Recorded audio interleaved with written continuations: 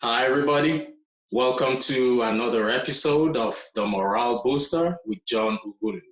And today I have with me a very intelligent woman, a very passionate writer. She is the founder of a website called www.writeyourbook.tips. Her name is Denise-Renee, and Denise-Renee will be talking to us about how the journey started, and she will be telling us a lot about her experience so far. So Denise-Renee, thank you for joining me on the program. Thank you so much for having me. I appreciate it. My pleasure. So Denise-Renee, my listeners will be so eager right now to hear from you. Could you please tell us who you are and what exactly you do? I know I already mentioned what you do, but you'll be in a better position to explain it better to us. So the floor is yours. Well, thank you. I feel like I'm a little Shaka Khan, kind of like, I'm every woman. Yeah, that's what I'm talking about. You know, bring it on. I like that. There are a lot of facets to my life. So I'll just, start throwing out titles. For one thing, I'm a mom. I have an 8-year-old son. I am a writer. I'm a creative individual. I'm a singer, musician. Back in the day, fun fact, I put out an independent CD way back when. And people are still waiting for my sophomore CD. I'm like, yeah, keep waiting for it because I can't tell you when it's coming. Yeah. So you see, my listeners, I told you we have so many interesting people coming on this program. So Renee is going to blow our mind this afternoon. Yeah, she's got so much under her sleeves. I really do. I'm an educator as well. I have my master's in teaching, and I started my career in teaching. And I'm actually in the process of going back into teaching. I just decided that, you know what? Having a similar schedule as my son is an advantage. So, let's do that. Right. That's a good one. Yeah. So you say he's 8 years? He is 8 years old. Oh, okay. So have you started teaching him how to write as well? He is super into, he's a creative like me, and he loves Roblox, and he likes creating those little worlds in Roblox. He likes to draw and create little comic books and things like that. Right. And I promise you, he swears he is a YouTuber. And I'm like, bruh. He'll record videos on his tablet, and at the end he goes, don't forget to like and subscribe. And I'm like, whoa, no one's watching your video. But I feel like, and he wants to do all of these videos that he sees with other YouTube creators who record their YouTube. And I'm like, as the marketer in me, because I have over 10 years of marketing experience, the marketer in me is like, well, there's a million people doing that. What can you do that's a little bit different? I can't have that conversation with him just yet because he's 8. Yes. and he just wants to do what he wants to do. But I see myself in another couple of years probably helping him start his own YouTube channel and, help him to start understanding that he can create sources of income from his creativity. Because right now he says, I don't want to grow up because I don't want to work. I'm like, working can be fun. I'm like, mommy enjoys what she does. Some of the things that she does. Yes. When it comes to the writing and the creative things that I do, I love it. So it's something that I really want to show him, that he can have a career as a creative. And, really help people with it, or touch people with it, and make money in the process. So that's something that's stewing in the back of my head. Well, you shouldn't allow that linger for too long, No, because, I know. At 8, that's the formative age. Mm-hmm. That's right now. You should start giving him that nudge towards. A lot of people believe in just allowing your kids grow up, and allowing them choose what they want. I'm a Nigerian, mm-hmm.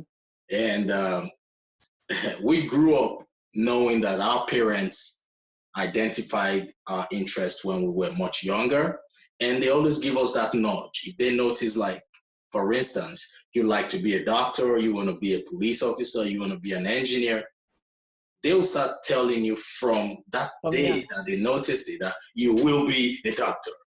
You know, that's kind of similar to how I grew up. My family's from the Caribbean, and my mom will tell you up and down that she discovered my writing gift. Okay, I'm like, okay, kind of discovered like Christopher Columbus discovered America. I'm like, well, it was always there, but okay. But it's something that she always did encourage, and she actually is the one who suggested that after college that I should go and get my master's and start teaching. So yeah, yeah. So you understand where I'm coming from. I do. Yeah, okay, that's a good one. So for how long have you been? I know you have some tech background, some tech experience. So how have you been putting both the tech and the?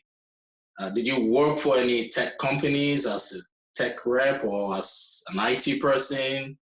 No. The last corporate job that I had was with a software consulting firm, and they had they offered software like ERP, enterprise resource planning software, HR software, all that kind of stuff. But really, me picking up a lot of tech actually started out with music. Very early on, one of my degrees. One of my degrees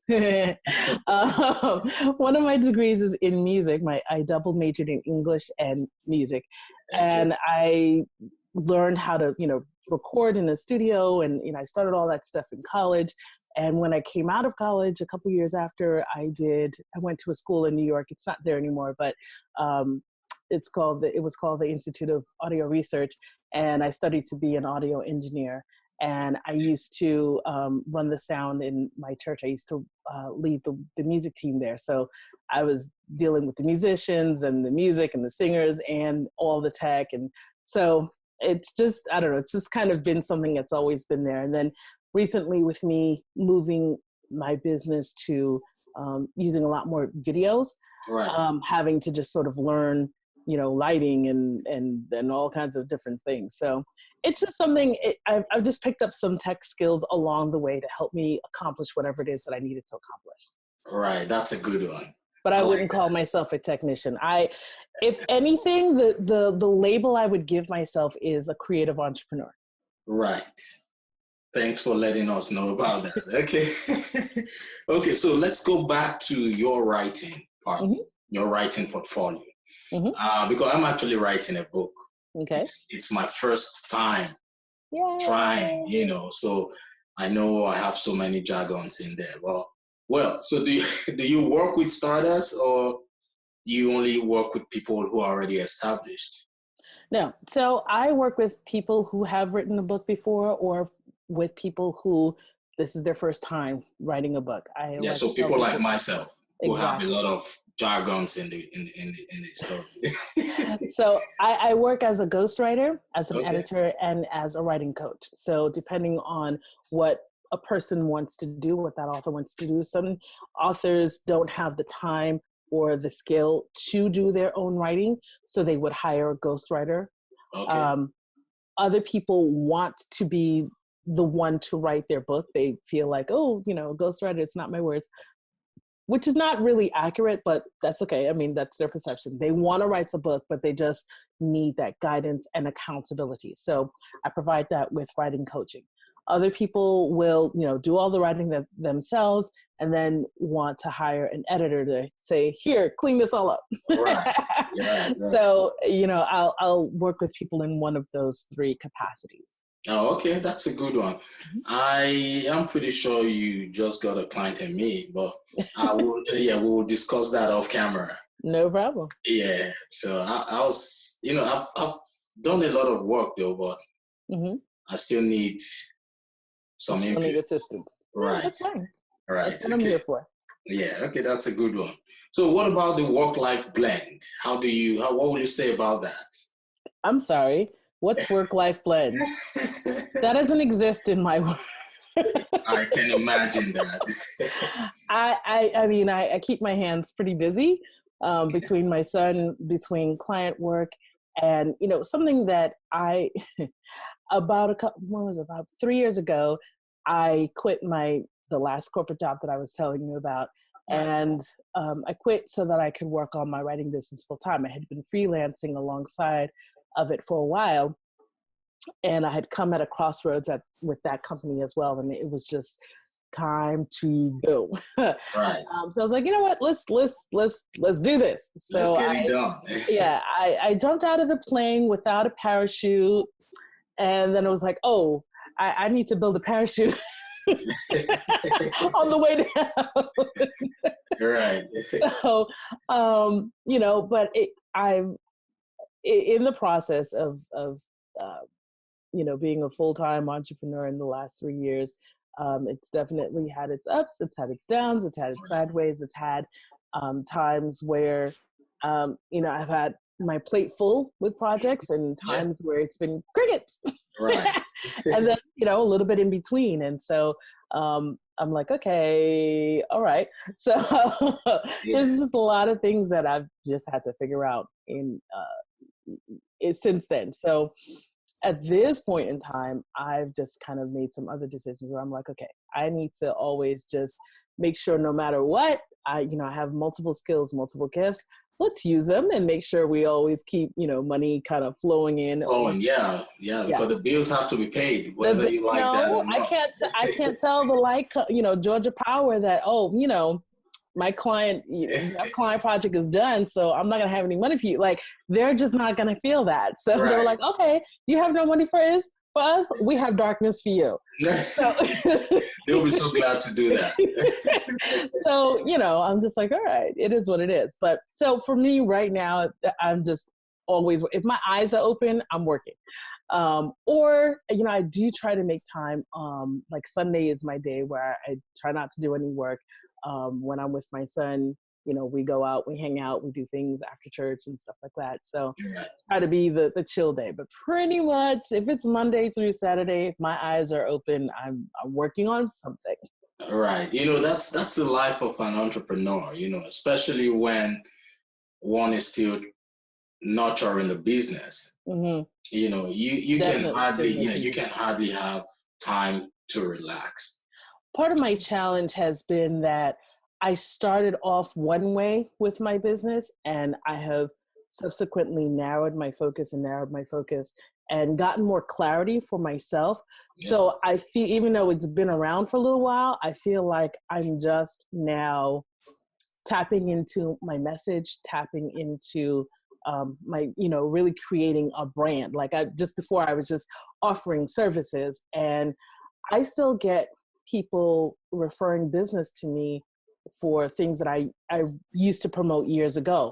Right. And it's been a powerful lesson for me, because I'm like, okay, I still get people coming to me for resumes. I still get people coming to me for copywriting, like doing sales pages and things like that on their website. Yeah. Not that I turned that away, but I'm like, wow, this is what I was promoting 3 and 4 years ago. So now I'm really promoting, that I'm helping people with books. And it can be sometimes a little bit of a slow go when you're just starting out. But I keep going. What motivates me to keep going is that, just imagine in 3 or 4 years, the grind that you're doing now, it's going to be paying off. People will be coming to you. You won't be like doing so much of a push with your message. Your message will now be more established. Right. And it'll be a pull. And so people and projects and things like that will be coming to me. So I stay encouraged on the grind, because I'm like, okay, it's gonna pay off. Just wait. Wait. It's gonna pay off. Yeah, that's a good one. So to my listeners out there, if you are actually paying attention, what she's saying is very powerful. When you're starting off, forget about being myopic in your thinking. Forget about instant remuneration. Always think of longevity, because the grinding is always part of it. So if it comes really easy, then you have to be very careful. It really wouldn't last. So you have to go through the process, take time out, understand your business, understand the grind, understand what your clients want, etc. So I just want you to keep paying attention. We're going to learn so many things from her.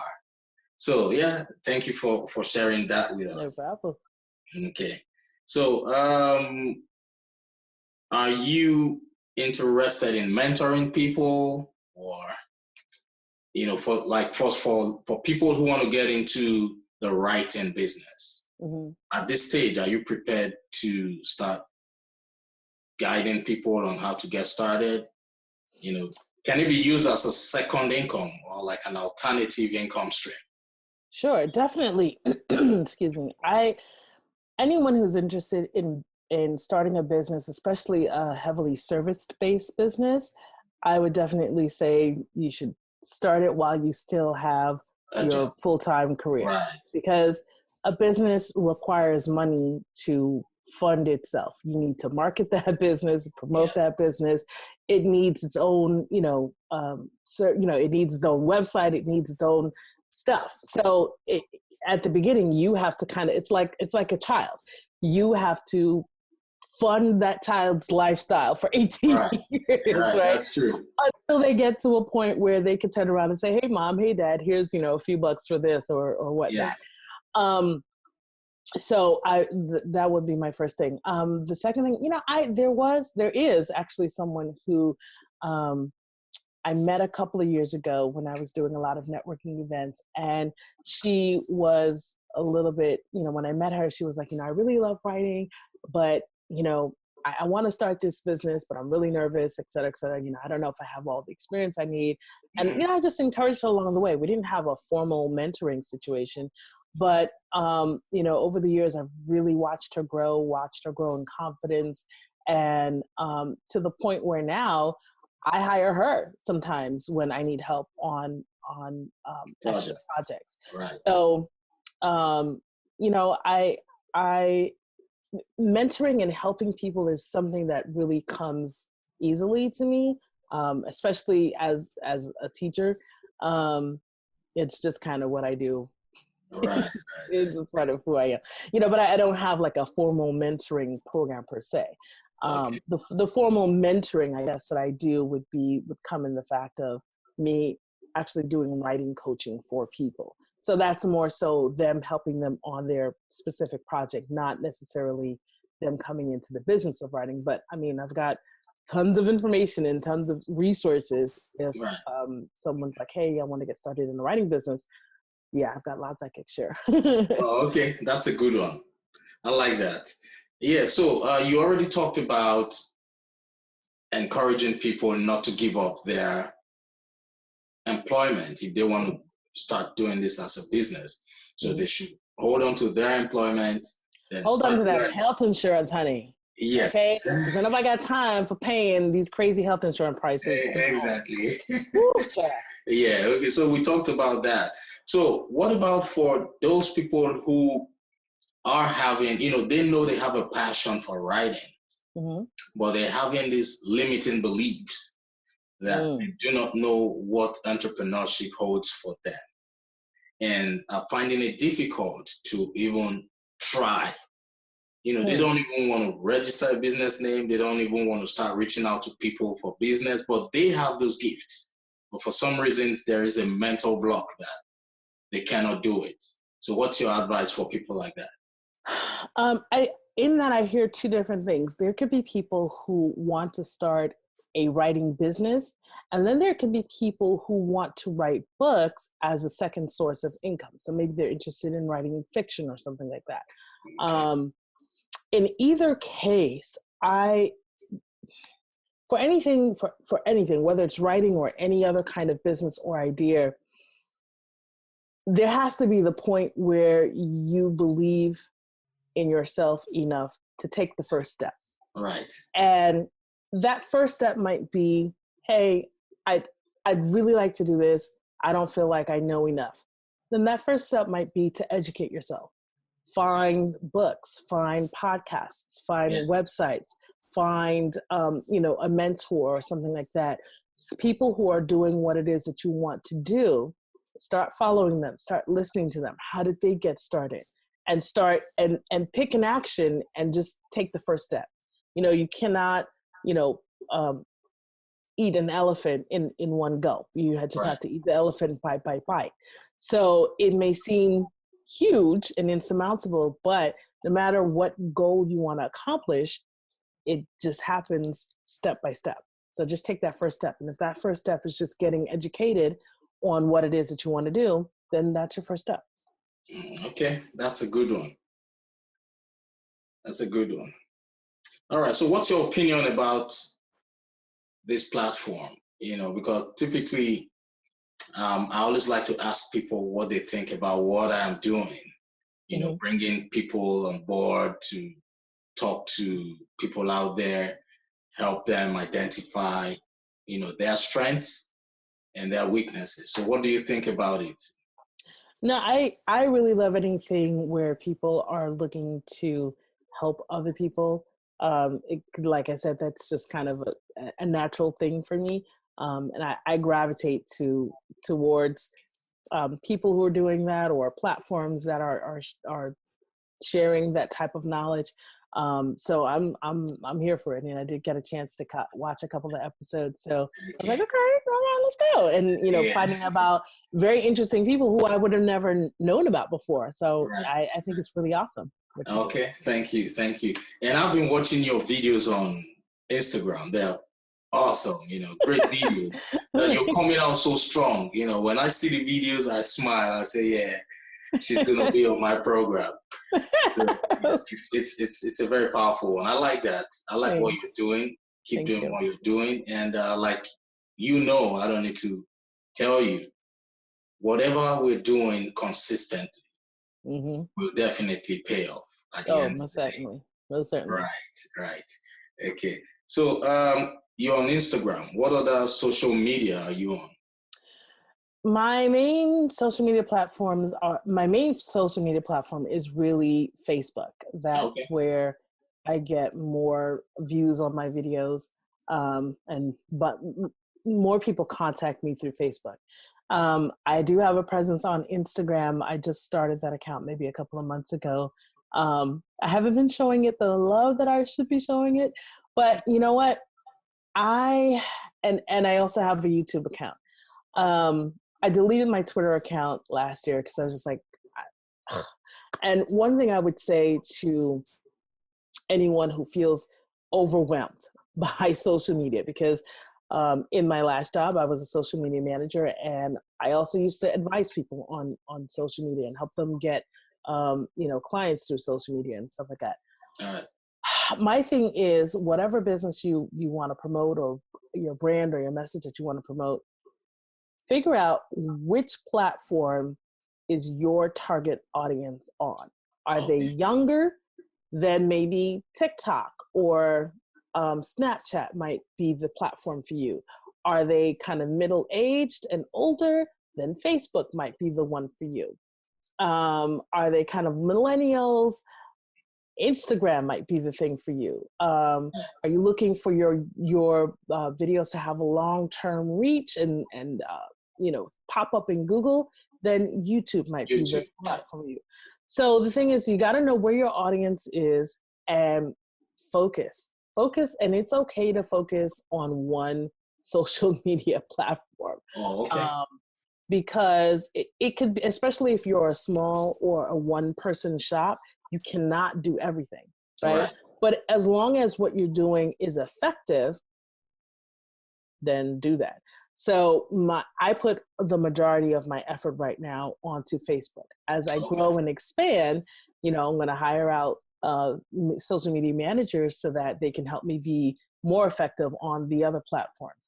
But I just